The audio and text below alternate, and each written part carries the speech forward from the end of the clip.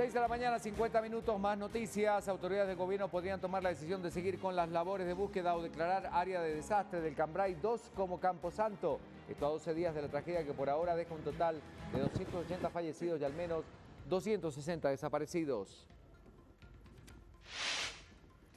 Siguen las manifestaciones de extrabajadores del Ministerio de Desarrollo Social que fueron despedidos. Pese a buscar soluciones en mesa de diálogo, no se logran los acuerdos.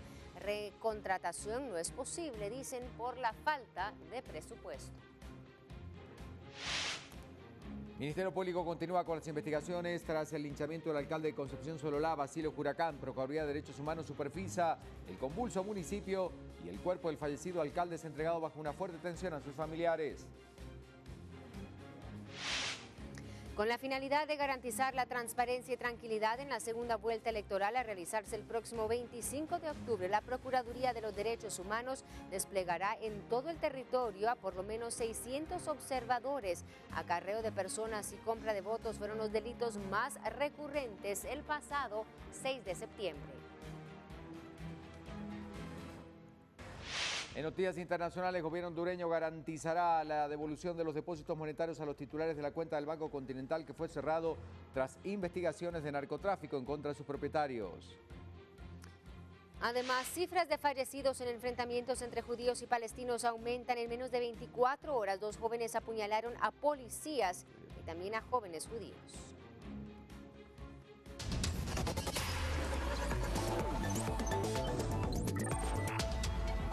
Tenemos información a esta hora de la mañana y es que elementos de la PNC conjuntamente con fiscales del Ministerio Público están realizando en estos momentos diversos allanamientos en Escuintla y Chiquimulilla, Santa Rosa. Esto en la búsqueda de hombres con orden de captura señalados de asesinato, asociación ilícita y estafa.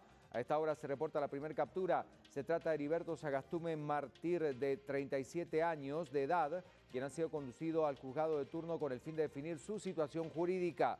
Autoridades han indicado que van a continuar con los allanamientos de esta operación que se le ha denominado Operación Hawái. Reiteramos, Ministerio Público y PNC realizan allanamientos en Escuintla y Santa Rosa.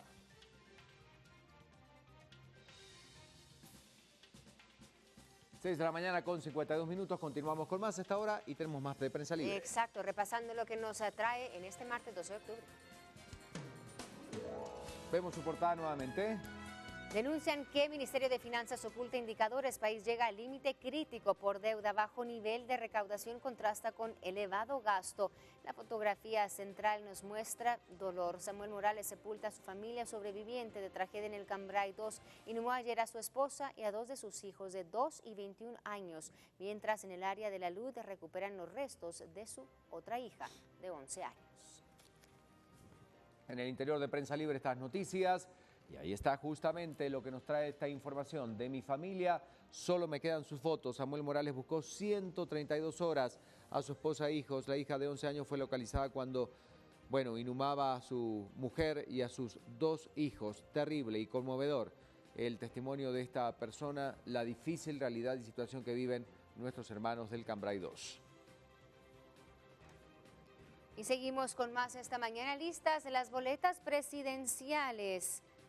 Insumos para votaciones están bajo custodia a las 24 horas del día. Impresas 7.800.000 papeletas. Las papeletas de votación para la segunda vuelta electoral del próximo 25 de octubre para elegir presidente ya se terminaron de imprimir, según ha dicho el Tribunal Supremo Electoral. Las papeletas contienen las fotografías de los binomios presidenciales en contienda. Más información a esta hora de la mañana y esto es lo que tenemos para compartir con ustedes. Bandas extorsionan a vendedores y usuarios. Individuos piden 25 quetzales por pasajero para no asaltar. Ministerio Público afirma que se dificulta investigar por falta de denuncias.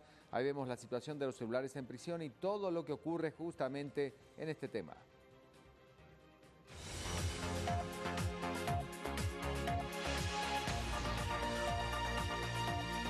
Vamos a repasar lo más relevante en la información nacional. Para este día se espera una reunión del Sistema Coordinador para la Prevención de Desastres y el Gabinete de Gobierno, en donde se podría tomar la decisión de continuar con los trabajos de rescate de los cuerpos de las víctimas de la luz que soterró el caserío del Cambrai 2 o declararlo Camposanto. Esto en Santa Catarina Pinula. El pasado 1 de octubre Si se suspenden los trabajos del lugar, sería declarado, como decíamos, como camposanto. Y por ahora la cifra de fallecidos se establece en 280. Aún hay alrededor de 260 desaparecidos y 423 personas albergadas. El presidente Alejandro Maldonado visitaba el albergue municipal y la Escuela Municipal 810 para poder realizar un monitoreo sobre los servicios prestados a los damnificados. En horas de la noche fue presentada a la comunidad internacional el plan de reubicación de los damnificados y supervivientes de esta tragedia, en un terreno que se ubica en Mataquescuintla, con una capacidad para construcción de 150 viviendas en un proyecto de aproximadamente 20 millones de quetzales. Por ahora queda por definir cómo se podrán obtener los donativos y la colaboración del sector privado y los países para realizar la construcción de las viviendas. Bueno, y tras el terrible asesinato del alcalde del municipio de Concepción Sololá a manos de pobladores enardecidos, personal de la Procuraduría de los Derechos Humanos expresa su preocupación ante estos incidentes que dicen reflejan cómo la población toma la justicia por sus propias manos. Miriam Domínguez de la Procuraduría de los Derechos Humanos reiteró que este tipo de hechos deben de investigarse y esclarecerse, así los motivos por los cuales los pobladores tomaron esa conducta violenta. La institución lamenta que la violencia electoral que afronta el país haya llegado a este punto y que en vez de resolverse los conflictos a través del diálogo se utilicen los linchamientos. Estos son un delito y deben ser perseguidos por la justicia.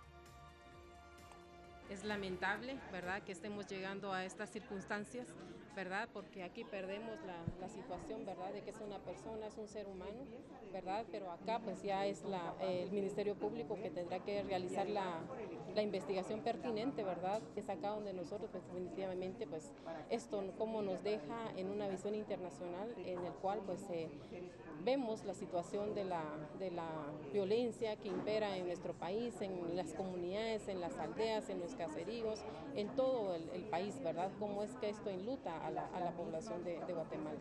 Movernos ante una situación de fuerza y de violencia que parece estar inserta en la mayoría de personas en Guatemala, que se responde con violencia a hechos que pueden resolverse a través del diálogo.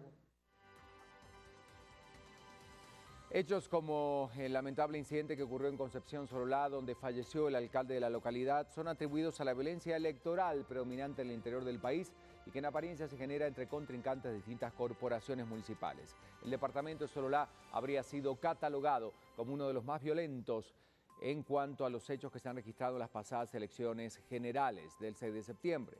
Con la finalidad de evitar incidentes violentos en la segunda vuelta del próximo 25 de octubre, la Procuraduría de los Derechos Humanos va a distribuir por lo menos 600 observadores a nivel nacional que buscarán garantizar que la ciudadanía pueda ejercer su derecho al voto en paz. Según el vocero de la Procuraduría de los Derechos Humanos, Abner Paredes, las denuncias más frecuentes de delitos electorales fueron el acarreo de personas e incluso la compra de votos, los cuales fueron denunciados a la Fiscalía de Delitos Electorales del Ministerio Público. Escuchemos. La institución del Procurador de los Derechos Humanos realizará el mismo despliegue que hizo durante la primera vuelta electoral en todo el país a través de sus 34 auxiliaturas. Ya se ha tenido un proceso de evaluación y de inducción nuevamente para poder realizar la observancia a través del personal de la institución, así como alrededor de 600 observadores que estarán también desplegados en todo el país. El Procurador, como política, ha hecho un llamado precisamente a que cualquier situación de confrontación que se pueda dar, la mejor respuesta es establecer un proceso de diálogo, llamar a las comunidades, a las personas, a que no se genere ningún tipo de enfrentamiento, que realmente se viva esta situación como una fiesta cívica que contribuye a la democracia del país. Y a 13 días para la segunda vuelta, el panorama político electoral es inestable y poco convincente, dicen los analistas, porque los candidatos, dicen, no se han vislumbrado como, bueno, muy fuertes, con propuestas contundentes. ¿Y qué candidato podría tener el voto del castigo? ¿Y quién será el acreedor del voto antipolítico? Vamos a escuchar los siguientes análisis. A 14 días de la elección presidencial y la repetición de votaciones en 11 municipios genera incertidumbre y complejidad al identificarse poco las dos propuestas con los electores, señalan dos expertos. En la segunda vuelta va a imperar un voto de antipolítica que va en detrimento de un candidato en función del otro. Entonces es una coyuntura electoral, así como fue atípica la coyuntura electoral, esta segunda vuelta también va a ser compleja. Estos candidatos están teniendo mucha dificultad para poder convencer, persuadir o animar a las personas que no votaron por ellos en la primera vuelta de que realmente son una opción que merece la pena sobre las otras que los votantes decidieron. A criterio de Brolo, existen predisposiciones de los electores hacia uno u otro candidato, mientras que, de acuerdo a Palacio, se mantiene la incertidumbre de qué presidenciables atraerá el voto de castigo y el de la antipolítica. Aquí va a haber diríamos, una recta final de estructura versus marca. La estructura la tiene la UNE, la marca la tiene el FCN con el candidato Jimmy Morales. Como se rompió el paradigma, no sabemos, la moneda está en el aire. Brolo destaca los elementos discursivos de los candidatos, donde Morales del FCN sacrifica el contenido por la empatía, mientras que Torres de la UNE destaca la no improvisación. Por el otro lado, Sandra Torres tiene un gran desafío en su capacidad discursiva. Sus ideas son muy complejas y muchas veces ella se enreda en el mensaje que quiere dar y entonces eso hace que no llegue con claridad. Y también enfatiza demasiado el punto racional de su propuesta. Jimmy Morales en FCN se ha enfocado en tratar de crear empatía y un vínculo emocional con su electorado o con el electorado que aspira a vote por él.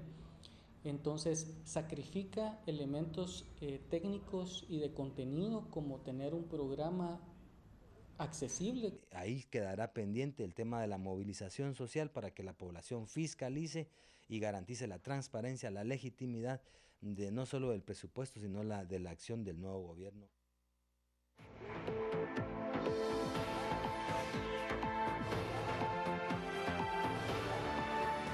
Continuamos hablando de las noticias departamentales y nos trasladamos hacia el occidente para presentarles la portada del Quetzalteco. Aumentan robos en oficinas y casas, afectados exigen seguridad policial. Mayoría de hechos delictivos han sido en las zonas 1 y 3 de ese departamento en Quetzaltenango. 102 niñas embarazadas en 10 meses. Dar a luz a temprana edad representa peligro tanto para la madre como para la bebé. Continúa tala de pinos, derriban en la zona 3 4 árboles que tenían 60 años de antigüedad. Esa y más información la pueden encontrar en el Quetzalteco. Y hablando de noticias departamentales, 2 supuestos estafadores estuvieron a punto de ser vapuleados por pobladores de la colonia Armenia Ortiz, ubicada en San Martín Zapotitlán, en Retaluleu. Ellos fueron rescatados por agentes de la Policía Nacional Civil. En apariencia, los hombres buscaban timar a los propietarios de viviendas y negocios. Sin embargo, los vecinos ya habían sido alertados por otras personas, por lo que al detectarlos corrieron la voz y los detuvieron. Los indignados habitantes de la colonia Armenia Ortiz se preparaban con gasolina y fuego para incendiarlos cuando la policía intervino y evitó un nuevo linchamiento. Los capturados fueron trasladados minutos después a la subestación de la Policía Nacional Civil.